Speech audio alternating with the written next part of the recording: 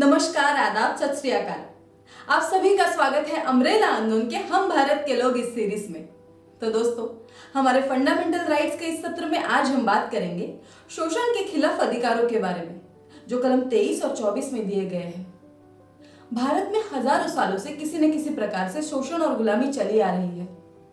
जात व्यवस्था द्वारा तथाकथित निचले वर्ग के लोगों का शोषण कई सालों से होता आ रहा है और स्वतंत्र भारत के निर्माण के लिए इस शोषण व्यवस्था को जड़ से उठाकर फेंकने की जरूरत थी और इसीलिए इन शोषण विरोधी अधिकारों का समावेश फंडामेंटल राइट्स के अहम भाग में किया गया है।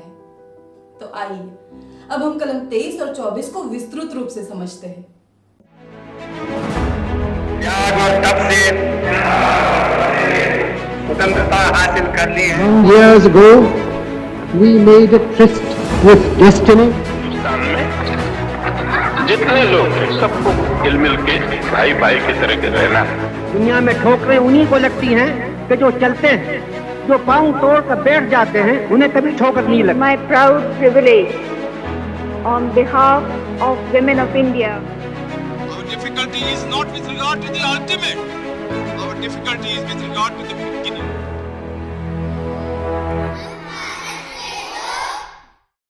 भारतीय संविधान के कलम 23 द्वारा मनुष्यों के दुर्व्यापार, ह्यूमन ट्रैफिकिंग और बेगार यानी कि जबरदस्ती श्रम, फोर्स लेबर पर रोक लगाई दी गई है, जिसका उल्लंघन विधि कानून के अनुसार दंडनीय अपराध है।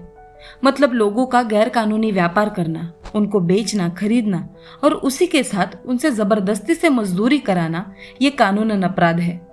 इसमें दो शब्दों पर विस्तृत चर्चा जरूरी है, मनुष्यों का दुर्व्यापार और बेगार।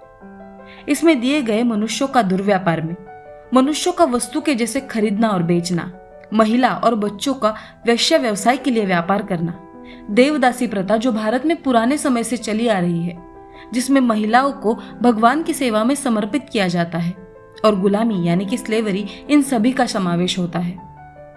और शब्द बेगार का मतलब है कि किसी को भी वेतन ना देके जबरदस्ती से मजदूरी कराना। यह व्यवस्था भारतीय समाज में जमींदारी व्यवस्था से प्रेरित है, जहां स्थानिक जमींदार जबरदस्ती लोगों से मजदूरी करवाते थे।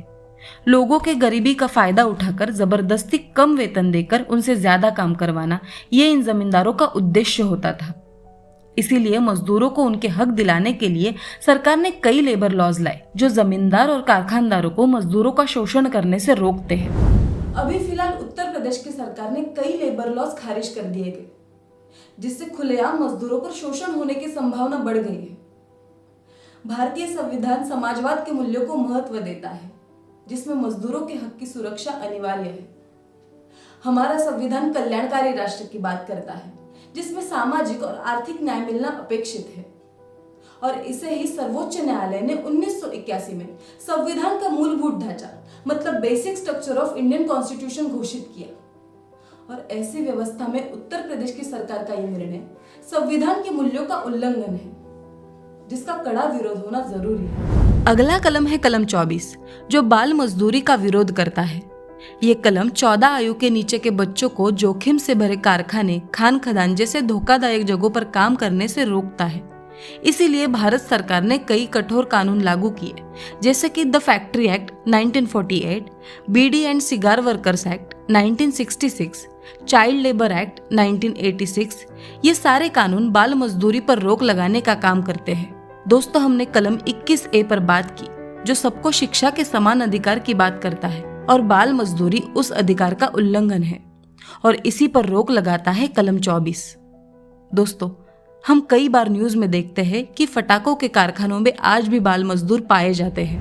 भारत में साक्षरता बढ़ाने के लिए इस तरह की बाल मजदूरी पर रोक लगाना बहुत जरूरी है।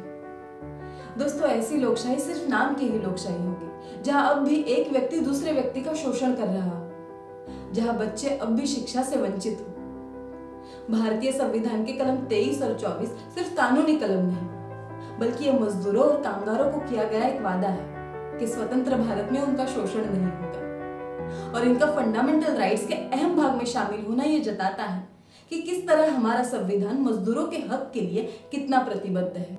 लेकिन आज कोरोना जैसी महामारी के चलते मजदूरों के जीवन की भीषण वास्तविकता सामने आई हम सभी ने देखा कि किस तरह से लाखों मजदूर अपने घर तक पहुंचने के लिए हजारों किलोमीटर का सफर तय कर रहे थे। और उनकी ये पीड़ा ये दर्शाती है कि किस तरह से कलम 23 और 24 अब तक अमल नहीं हो पाए। दोस्तों, जब तक इस देश के मजदूर अपने पीड़ा और शोषण से मुक्त नहीं हो पाते, तब तक कोई भी लोकशाही एक परिपूर्ण लोकशाही नहीं कह पाएगी। शोषण रहित समाज सामाजिक लोकशाही का सपना साकार करने के लिए बहुत महत्वपूर्ण है और इस कार्य में कलम 23 और 24 मुख्य भूमिका निभाते हैं। इनका इम्प्लीमेंटेशन ही मजदूरों के विकास के लिए बहुत आवश्यक है और ये कार्य हर एक सरकार की मुख्य जिम्मेदारी है। तो चलिए, आज के लिए बस इतना ही।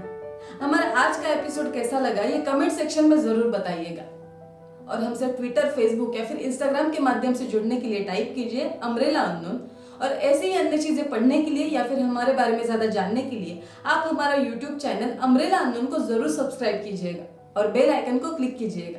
तो चलिए, आज के लिए बस इतना ही। फिर से जल्दी मुलाकात होगी। तब तक के लिए take care, stay curious, stay safe.